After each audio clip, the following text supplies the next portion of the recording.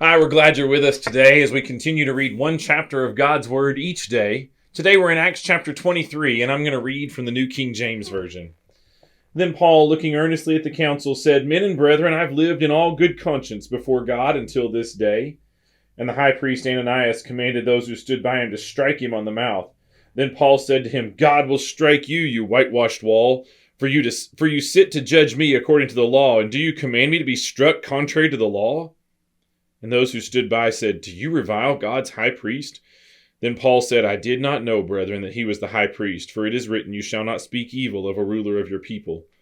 But when Paul perceived that one part were Sadducees and the other Pharisees, he cried out in the council, Men and brethren, I'm a Pharisee, the son of a Pharisee. Concerning the hope and resurrection of the dead, I am being judged. And when he had said this, a dissension arose between the Pharisees and the Sadducees, and the assembly was divided. For Sadducees say there is no resurrection, and no angel or spirit, but the Pharisees confess both. Then there arose a loud outcry, and the scribes of the Pharisees' party arose and protested, saying, We find no evil in this man, but if a spirit or an angel has spoken to him, let us not fight against God.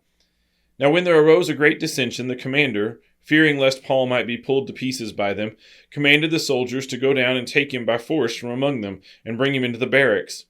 But the following night the Lord stood by him and said, Be of good cheer, Paul, for as you have testified for me in Jerusalem, so you must also bear witness in Rome. And when it was day, some of the Jews banded together and bound themselves under an oath, saying they would neither eat nor drink till they had killed Paul. Now there was more than 40 who had formed this conspiracy. They came to the chief priests and elders and said, We have bound ourselves under a great oath that we will eat nothing until we have killed Paul. Now you, therefore, together with the council, suggest to the commander that he be brought down to you tomorrow, as though you were going to make further inquiries concerning him. But we are ready to kill him before he comes near. So when Paul's sister's son heard of their ambush, he went and entered the barracks and told Paul. Then Paul called one of the centurions to him and said, Take this young man to the commander, for he has something to tell him.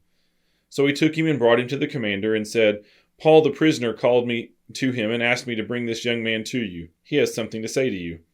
Then the commander took him by the hand, went inside, and asked privately, What is it that you have to tell me? And he said, The Jews have agreed to ask that you bring Paul down to the council tomorrow, as though they were going to inquire more fully about him. But do not yield to them, for more than 40 of them lie in wait for him, men who have bound themselves by an oath that they will neither eat nor drink till they have killed him. And now they are ready, waiting for the promise from you. So the commander let the young man depart and commanded him, Tell no one that you have revealed these things to me. And he called for 2 centurions, saying, Prepare 200 soldiers, 70 horsemen, and 200 spearmen to go to Caesarea at the 3rd hour of the night, and provide mounts to set Paul on and bring him safely to Felix the governor. He wrote a letter in the following manner. Claudius Lysias, to the most excellent governor Felix, greetings. This man was seized by the Jews and was about to be killed by them. Coming with the troops, I rescued him, having learned that he was a Roman. And when I wanted to know the reason they accused him, I brought him before their council. I found out that he was accused concerning questions of their law, but had nothing charged against him deserving of death or chains. And when it was told me that the Jews lay in wait for the man, I sent him immediately to you, and also commanded his accusers to state before you the charges against him. Farewell. Then the soldiers, as they were commanded, took Paul and brought him by night to Antipatris. The next day they left the horsemen to go on with him, and returned to the barracks. When they had come to Caesarea and had delivered the letter to the governor, they also presented Paul to him. And when the governor read it, he asked what province he was from, and when he understood that he was from Cilicia, he said, I will hear you when your accusers also have come. And he commanded him to be kept in Herod's praetorium. That's Acts chapter 23. Thank you for joining us as we read together today. I hope you'll do that every day. Have a great day.